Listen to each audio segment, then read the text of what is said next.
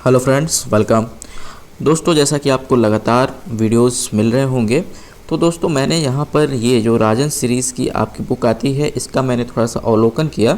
तो हालांकि इसमें कई सारे आंसर्स वगैरह गलत दिए हुए हैं, तो खैर इस पे हम जो है बाद में डिस्कस करेंगे, इसको पूरा इस बुक को हम डिस्कस करेंगे। लेकिन कुछ क्वेश्चंस यहाँ पे आए हुए हैं, जैसा कि क्लॉजेस से कुछ डीप में क्वेश्चंस पूछे गए हैं। ठीक है, जैसा कि आपसे पूछ दिया गया कि एडवर्ब क्लॉज कितने टाइप के होते हैं, ऐसा कुछ। ठीक है, मतलब क्वेश्चन में लिख दिया एडवर्ब क्लॉजेज आर, जैसे यहाँ पे देखिए। ठीक है, एडवर्ब क्लॉजेज आर लिख दिया और इसमें आपके 4 ऑप्शंस दे दिए। ठीक है, तो ये शायद मैंने आपको नहीं बताया है, इसलिए मैंने डिसाइड किया कि चलो एक वीडियो इस पर एक सेपरेटली क्लॉजेस के लिए एकदम सेपरेटली वीडियो बना दिया जाता है। तो आइए चलिए क्लॉजेस को एक बार फिर से हम शुरू से लेकर के और एकदम एक एक पॉइंट तक उसके समझते हैं। ठीक है, चलिए तो हम यहाँ पे अपने बोर्ड पे चलते हैं। दोस्तों यहाँ पे जैसा कि आप देख सकते हैं कि यहाँ पे हमने लिखा हुआ है क्लॉज। ठीक है, तो क्लॉज सबसे पहले होता क्या है ये आपको जान लेना बेहद ही आवश्यक है। ठीक है, हालांकि मैंने आपको इसके पहले के वीडियोज़ में बताया भी था कि क्लॉज क्या होता है भाई। तो अगर आपसे कोई पूछता है क्लॉज क्या होता है, तो आप क्या कहेंगे? Clause basically group of words होते हैं। ग्रुप ऑफ वर्ड्स मतलब शब्दों के समूह होते हैं। ठीक है, शब्दों के समूह होते हैं, लेकिन उसके साथ एक कंडीशन है, केवल और केवल अगर हम ये कह देते हैं कि शब्दों के समूह होते हैं, तो थोड़ा सा यहाँ पे बोलना एकदम एग्जैक्ट अच्छा नहीं रहेगा। ठीक है, इसमें एक चीज़ और बोलना पड़ेगा कि which contains a subject and a finite verb. मतलब इसमें शब्दों के समूह तो होते हैं, लेकिन कैसे समूह? ऐसे समूह जिसमें क्या हो, एक सब्जेक्ट हो और प्लस एक फाइनाइट वर्ब हो। ठीक है, फाइनाइट वर्ब हो। अब सब्जेक्ट क्या होता है मैंने आपको ऑलरेडी बता दिया है कि जिसके बारे में चीज़ें कही जाएं या फिर जिसके बारे में वाक्य में बताया गया हो। ठीक है, और फाइनाइट वर्ब क्या होता है तो मैंने ये भी आपको बता रखा है कि फाइनाइट वर्ब ऐसे वर्ब को कहते हैं कि जिसमें क्या हो, मतलब जो अपने रूप को चेंज कर लेता हो। ठीक है, नंबर्स या मतलब वचन और साथ ही साथ पर्सन के हिसाब से अपने जो है रूप को चेंज कर, जैसे गो, कहीं गोस लिखा जाता है, कहीं गो लिखा जाता है। ठीक है, ऐसा है ना। तो मतलब इसको हम क्या कहेंगे? गो को हम क्या कहेंगे? फाइनाइट वर्ब कहेंगे। क्लियर है बात? चलिए, मैं आपको ये सारी चीज़ें रिवीजन के रूप में इसलिए बता रहा हूँ क्योंकि आप जब बार बार चीज़ों को देखेंगे तो आपको याद हो जाएगा। और अभी आप अगर टीचिंग मेथड पढ़ रहे होंगे तो उसमें आप एक विधि देखेंगे भी, जिसको आप ड्रिल मेथड कहते हैं, कि भाई जब बार बार चीज़ों को सुना जाता है, पढ़ा जाता है, तो वो हमको क्या होती हैं? याद हो जाती हैं। क्लियर? और दोस्तों साथ ही साथ यहाँ पे मैं आपको याद तो कराना चाहता हूँ, साथ ही साथ मैं ये भी चाहता हूँ कि अगर कोई पहली बार अगर इस वीडियो को मेरी उसके लिए ये मेरी यही वाली वीडियो अगर उसके लिए पहली वीडियो हो तो उसको भी चीज़ें समझ में आए, इसलिए मैं यहाँ पे अच्छे से बता रहा हूँ। हालांकि अगर कोई व्यक्ति पूरे वीडियोज़ की सीरीज़ को फॉलो करता है तो उसकी जो अंडरस्टैंडिंग होगी वो कभी भी एक वीडियो को देखने वाले की अंडरस्टैंडिंग के कंपेरिजन में मतलब अच्छी नहीं हो सकती है। चलिए आइए, तो यहाँ पे हमने क्या कहा, क्लॉज आप समझ गए होंगे क्या होता है। वाक्यांश बेसिकली होता है, ठीक है, जिसमें एक सब्जेक्ट और एक फाइनाइट वर्ब होते हैं। क्लियर? उसके बाद दोस्तों हमें क्या देखना है कि पार्ट ऑफ सेंटेंस तो आपको पता चल गया।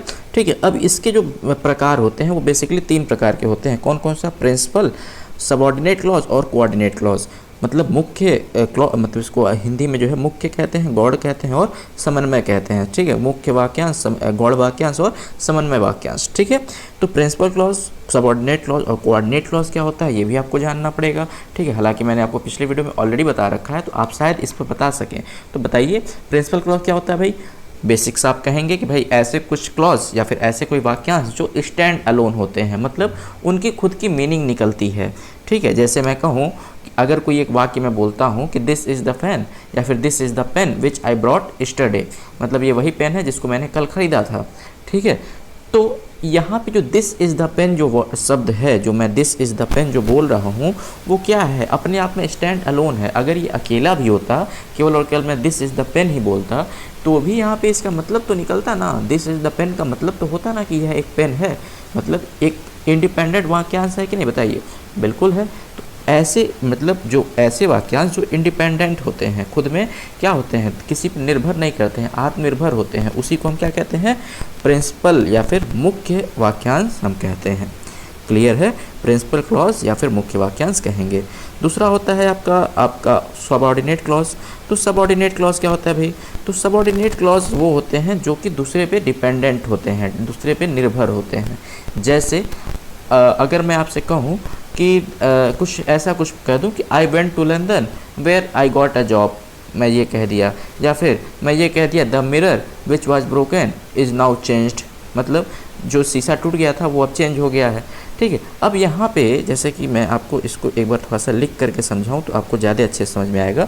अगर मैं आपसे कहूँ क्या कि द मिरर, यानी कि जो शीशा, the mirror which was broken, ठीक है, which was broken is now repaired, ठीक है, या फिर इज़ नाउ चेंज्ड मैं बोलूँ तो ज़्यादा अच्छा लगता है। ठीक, मतलब वह शीशा जो टूट गया था वो अब क्या है, चेंज हो गया है।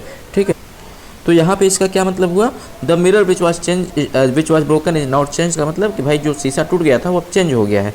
अब इसमें देखिए क्या कुछ ऐसा शब्द आपको निकल करके सामने आ रहा है, कुछ ऐसे वाक्यांश निकल के सामने आ रहे हैं कि जिसका कुछ स्टैंड अलोन मीनिंग हो। मान लीजिए अगर मैं इतने को ही देख लूँ, विच वॉज ब्रोकन, तो क्या विच वॉज ब्रोकन, क्या ब्रोकन, भाई नहीं कुछ पता चल रहा है।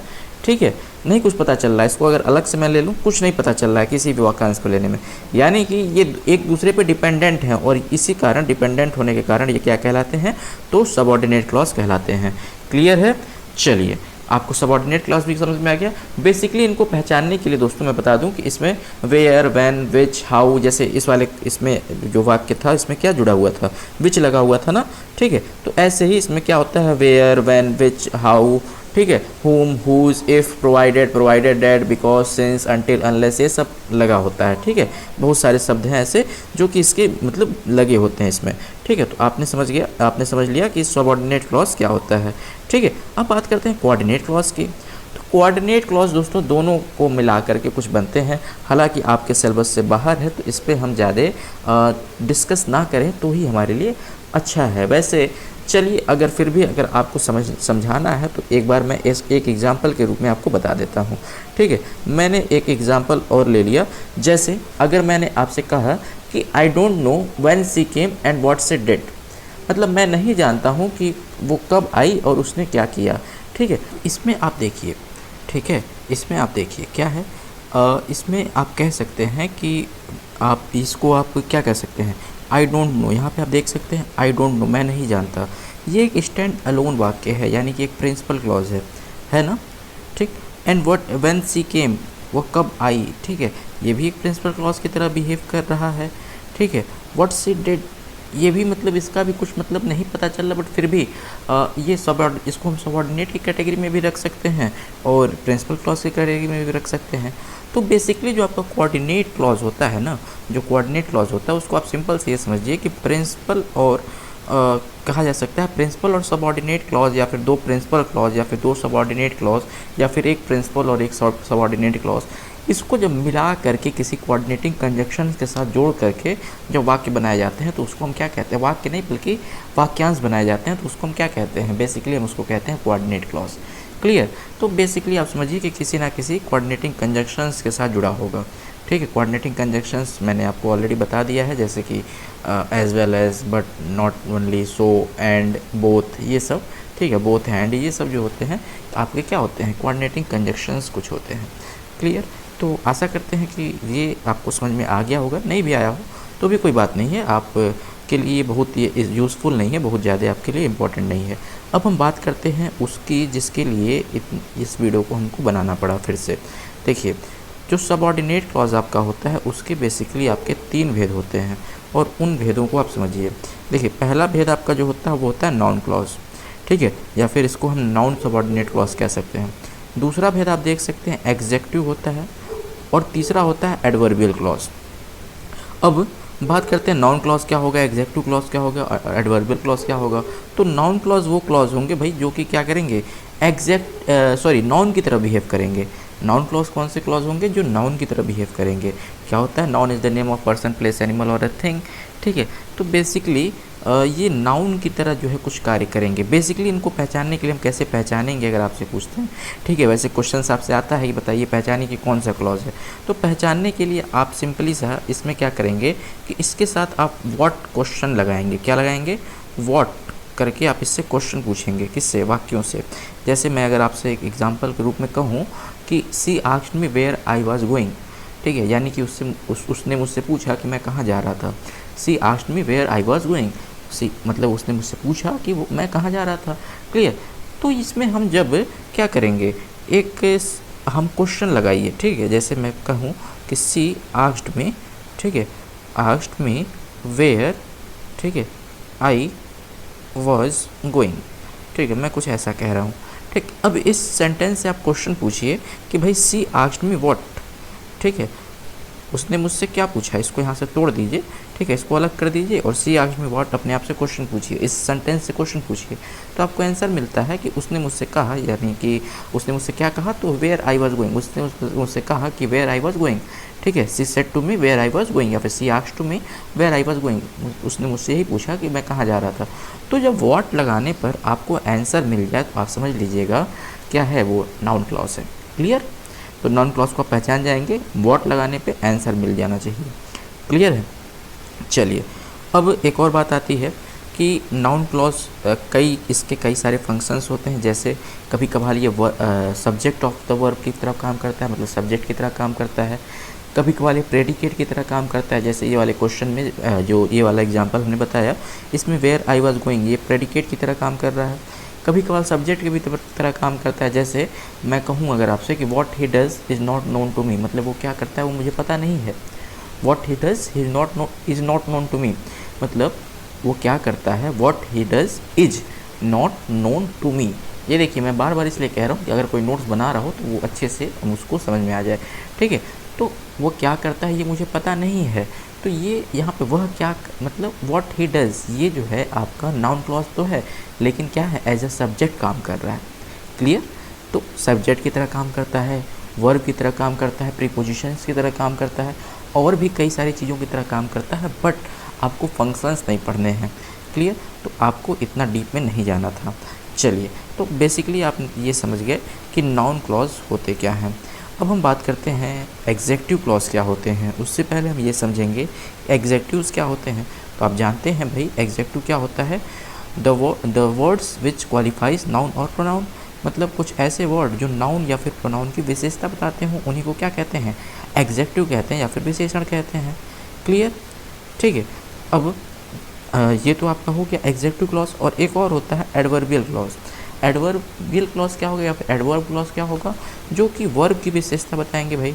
या फिर एडवर्ब क्लॉज की जब बात आती है, सबसे पहले ये एडवर्ब का मतलब हुआ कि जो वर्ब की विशेषता बताएं, लेकिन एडवर्बियल क्लॉज का मतलब क्या होगा कि ऐसे क्लॉज जो कि एडवर्ब की तरह बिहेव करें। एडवर्ब की तरह बिहेव करने का मतलब क्या, कि किसी क्रिया की वो विशेषता बताते हों, किसी कार्य की विशेषता बताते हों, ठीक है। तो उस वाक्यांश को हम क्या कहेंगे, एडवर्बियल क्लॉज कहेंगे।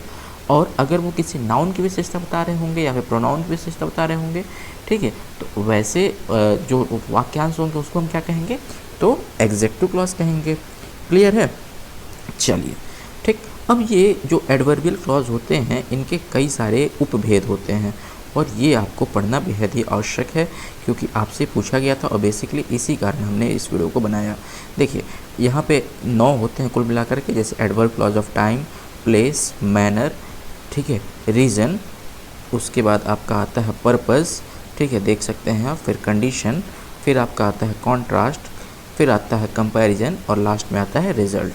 तो कुल मिलाकर के 9 होते हैं, 1 2 3, ठीक है, 4 5 6 7 8 और 9, ठीक है, ये कुल मिलाकर के 9 होते हैं। समझ गए। अब ये क्या क्या होते हैं, इनका क्या मतलब होता है, इसको हम एक एक करके समझते हैं। जैसे एडवर्ब क्लॉज ऑफ टाइम क्या होता है, एडवर्ब क्लॉज ऑफ प्लेस क्या होता है, मैनर क्या होता है, इन सबों को हम धीरे धीरे करके समझते हैं। आइए सबसे पहले adverb clause of time. Adverb clause of time क्या होगा, जब कार्य होने के समय का पता चलेगा तब हम कहेंगे कि भाई एडवर्ब क्लॉज ऑफ टाइम है। जैसे एग्जाम्पल बहुत अच्छा लिखा हुआ है, क्या लिखा, I get up before the sunrise, मतलब मैं सनराइज़ मतलब सूरज के उगने से पहले उठ जाता हूँ, ठीक है, उगने जाता हूँ, उठ जाता हूँ, ठीक है। तो यहाँ पे क्या है, यहाँ पे किसी कार्य के होने का समय पता चल रहा है, यानी कि मेरे उठने के समय का पता चल रहा है कि मैं सूरज के उगने से पहले मैं उठ जाता हूँ, ठीक है। तो ये क्या है, एक विशेषता बता रहा है, या फिर कहा जाए कि यहाँ पे जो है टाइम का पता चल रहा है, तो ये हो जाएगा क्या, adverb clause of time. Clear है। जैसे और भी एग्जांपल अगर ले लें तो she cooked after her husband went to market, मतलब वो खाना तब बनाई या फिर तब बनाए कि जब उसके हस्बैंड मार्केट चले गए, ठीक है। तो इसमें भी क्या है, टाइम का पता चल रहा है, ठीक है। तो ये भी क्या होगा, आपका एडवर्ब क्लॉज ऑफ टाइम हो जाएगा। क्लियर। चलिए, ऐसे ही एडवर्ब क्लॉज ऑफ प्लेस क्या होगा कि जब प्लेस का पता चलेगा, कार्य होने के प्लेस का पता चलेगा, यानी कि स्थान का पता चलेगा, ठीक है। प्लेस मतलब स्थान होता है, ये तो आपको पता होगा, ठीक। तो जैसे यहाँ पे देखिए, this is the room where I lived in, मतलब ये वही कमरा है जहाँ पे मैं रहा करता था। क्लियर। तो यहाँ पे क्या है, प्लेस का पता चल रहा है, रहने के, मैं रहता था उसके प्लेस का पता चल रहा है, ठीक है। तो यहाँ पे क्या हो गया, ये हो गया आपका क्या, एडवर्ब क्लॉज ऑफ प्लेस। ऐसे ही एक और एग्जांपल कि this is the hotel where she was murdered, ठीक है। ये वही होटल है जहाँ पे उसका मर्डर हुआ, उसका आप कह सकते हैं हत्या हुई, उसकी हत्या हुई, ठीक है। तो यहाँ पे भी प्लेस का पता चल रहा है, होटल में क्या मतलब क्रिया कुछ हुई, क्या उसका मर्डर हुआ, उसके प्लेस का पता चल रहा है, कहाँ, ये होटल है, वही होटल है, ठीक है। उस होटल मतलब प्लेस का यहाँ पे कुछ आपको निकल करके सामने आ रहा है। क्लियर। तो ये क्या हो जाएगा, एडवर्ब क्लॉज ऑफ प्लेस हो जाएगा। चलिए, ऐसे ही एडवर्ब क्लॉज ऑफ मैनर, ठीक है। मैनर का मतलब होता है दोस्तों ढंग या फिर तरीका। जब कार्य करने के ढंग या फिर तरीके का पता चलेगा तो उसको हम कहेंगे एडवर्ब क्लॉज ऑफ मैनर, ठीक है। जैसे she behaved as if she is known to me, मतलब उसने मेरे साथ ऐसा बिहेवियर दिया या फिर वो मेरे साथ ऐसा बर्ताव की जैसा कि वो मुझे जानती है। क्लियर। मतलब आप समझ सकते हैं भाई, उसके हमारे साथ बिहेव करने का मतलब किसी कार्य को करने का ढंग बताया जा रहा है, ठीक है। क्या, कि she behaved as if she is known to me, समझ में बात आ रही है ना आपके, ठीक है। उसने ऐसा बिहेव किया जैसे कि वो मुझे जानती है। क्लियर। ऐसे ही हम कह सकते हैं कि ही क्राइड एज दो ही इज़ रूइंड, मतलब उसने ऐसा रोया कि जैसे कि वो पूरा मतलब एकदम बेकार ही हो गया है, ऐसा कुछ, ठीक है। तो कुछ जो है, जब मैनर्स का पता चलता है, ढंग का पता चलता है कार्य करने का, तो वो हो जाता है adverb clause of manner. Clear है।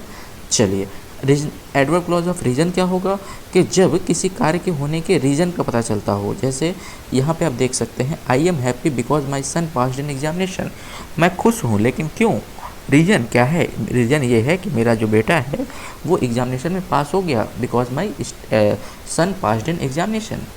क्लियर। तो ये क्या हो गया, ये हो गया एडवर्ब क्लॉज ऑफ रीजन, खुशी का कारण व्यक्त हो रहा है।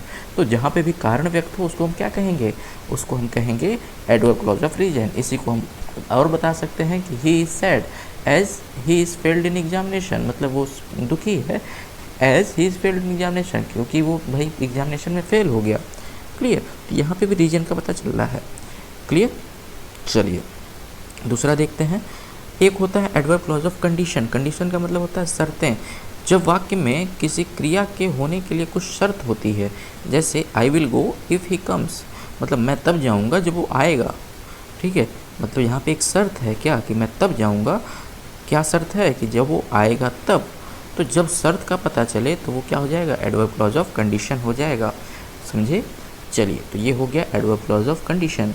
ऐसे ही हम कह सकते हैं you can't pass unless you study sincerely, मतलब आप तब तक पास नहीं हो सकते हैं जब तक आप सिंसियरली स्टडी नहीं करते हैं, ठीक है। तो यहाँ पे भी क्या है, कंडीशन का पता चलता है कि अनलेस यू स्टडी सीरियसली, मतलब जब तक तुम सीरियसली नहीं पढ़ोगे, एक शर्त है, तब तक तुम पास नहीं हो सकते हो। क्लियर। चलिए, तो आशा करते हैं ये भी समझ में आ जाएगा होगा कंडीशन क्या होता है। नेक्स्ट देखते हैं कॉन्ट्रास्ट या फिर कंसेशन। कॉन्ट्रास्ट का मतलब होता है भिन्न होना, अलग होना, एकदम एक दूसरे से एकदम भिन्न होना। जैसे आप कभी कभार ब्लैक पैंट पे वाइट शर्ट पहनते हैं, ठीक है, ब्लैक पैंट वाइट शर्ट, तो ये क्या कहा जाएगा, आप कॉन्ट्रास्ट कलर के शर्ट और पैंट पहने हुए हैं। Black and white are both contrast to each other, contrast colours to each other, ठीक है। ये दोनों आपस में एक दूसरे के कॉन्ट्रास्ट कलर्स हैं। क्लियर। तो ऐसे ही जो है कॉन्ट्रास्ट में क्या होता है, जब आप कह सकते हैं कि विरोधाभास होता है, दो कार्यों में विरोधाभास होता है, या फिर दो चीज़ों में विरोधाभास होता है, दो वाक्यों में। आप देख सकते हैं he did not work hard however he passed, ठीक है। आप ये अपने घरों में अपनी मम्मी से, जितनी मम्मियाँ होती हैं वो ये ज़रूर बोलती हैं कि भाई वो मेहनत तो करता नहीं है, पढ़ता लिखता तो है नहीं, लेकिन पता नहीं कैसे पास हो जाता है हमेशा, ऐसा बोला जाता है आपके घर में ना। तो चलिए, वही बात हुई कि he did not work hard, मतलब हालांकि वो पढ़ता तो नहीं है, ठीक है, वो वर्क हार्ड का मतलब वो मेहनत तो नहीं करता है, कड़ी मेहनत तो नहीं करता है। हाउएवर ही पास्ड, फिर भी वो पास हो गया, ठीक है। तो ये विरोधाभास है। यूजुअली कहा क्या जाता है कि भाई जब आप मेहनत करेंगे तभी आप पास होंगे, ठीक है। लेकिन यहाँ क्या हुआ कि भाई मेहनत नहीं करता तो भी पास हो गया, ठीक। तो एक विरोधाभास हो गया, ठीक है। तो ऐसा जब होता है तो एडवर्ब क्लॉज ऑफ कॉन्ट्रास्ट होता है। क्लियर। और भी कुछ एग्जाम्पल दे दें, चलिए ले लेते हैं। हम कह दिया, अगर कह दिए आपसे कि दो he is poor he is reliable, मतलब हालांकि वो जो है पुअर है लेकिन फिर भी वो रिलायबल व्यक्ति है, ठीक है। चलिए नेक्स्ट देखते हैं adverb clause of comparison. Comparison का मतलब आप जानते हैं क्या होता है, एक चीज़ को दूसरे चीज़ के साथ तुलना करना, ठीक है। ये देखिए यहाँ पे कंपैरिजन की स्पेलिंग गलती लिखा गई है, ठीक है। RISON होता है, ठीक है। SION लिखा गया है, ठीक है। RISON कंपैरिजन, ठीक। तो एडवर्ब क्लॉज ऑफ कंपैरिजन क्या होगा कि जब एक चीज़ के दूसरे चीज़ से तुलना की जा रही हो, जैसे he is not so strong as his brother, मतलब यहाँ पे क्या है, ब्रदर और उस जो भी वह है उसकी तुलना की जा रही है, मतलब वह अपने भाई से ज़्यादा स्ट्रॉन्ग नहीं है, ठीक है। इसको ऐसे भी कह सकते थे कि he is not as strong as his brother, मतलब वो अपने भाई इतना स्ट्रॉन्ग नहीं है। क्लियर। तो ये भाई और उसके में क्या है, कंपैरिजन है, तो हम इसको क्या कहेंगे, एडवर्ब क्लॉज ऑफ कंपैरिजन कहेंगे। She is not as beautiful as her elder sister, वो अपने बड़ी बहन के इतना सुंदर नहीं है, ये भी कंपैरिजन है उसके और उसके बड़ी बहन में। क्लियर। तो भाई चलिए नेक्स्ट देखते हैं adverb clause of result. Result का मतलब होगा, ये हमारा आखिरी है, ठीक है। रिजल्ट का मतलब होगा कि जब मतलब कहा जाए कि कार्य करने के परिणाम मतलब कार्य होने के परिणाम व्यक्त होता है। जैसे he is so poor that he can not pay his fees, मतलब वह इतना गरीब है कि वो अपने फीस को भी पे नहीं कर सकता, वो अपने कहा जाए कि जो शुल्क होता है, ठीक है, उसको भी नहीं पे कर सकता है, ठीक है। तो क्या है यहाँ पे कारण पता चल रहा है कि गरीब होने के कारण वो अपने जो है फीस को भी नहीं पे कर सकता है, ठीक है। तो गरीब होने का कारण कहा जाए, कारण ना कह करके हम कहें कि रिजल्ट है, परिणाम है। परिणाम और कारण में थोड़ा सा अंतर है, ठीक है। तो यहाँ पे हमें क्या है, he is so poor that he can not pay his fees, ठीक है। तो यहाँ पे क्या पता चलता है, हमें परिणाम का पता चलता है कि भाई इतना गरीब है, तो उसका परिणाम क्या है, गरीबी का परिणाम क्या है कि वो भाई अपना फीस भी नहीं पे कर पा रहा है। क्लियर। तो आप समझ गए होंगे कि ये एडवर्ब क्लॉज ऑफ रिजल्ट क्या होता है। तो दोस्तों यहाँ पे आपसे क्वेश्चंस पूछे जाते हैं, इसलिए हमने आपको इसको बड़े ही अच्छे से जितने भी क्लॉज होते हैं उसको आपको जितना जानना है आपके लेवल तक हमने बता दिया है, ठीक है। हालांकि आपको शायद ही ऐसा कोई अभी आज तक बताया हो, लेकिन हमने कोशिश किया कि भाई अगर आपके सिलेबस में है तो उसको हम अच्छे तरीके से पढ़ लें। आशा करते हैं कि आपको ये वीडियो पसंद आया होगा। वीडियो को ज़रूर लाइक कीजिए, चैनल को बिना सब्सक्राइब किए हुए ना जाइएगा। धन्यवाद।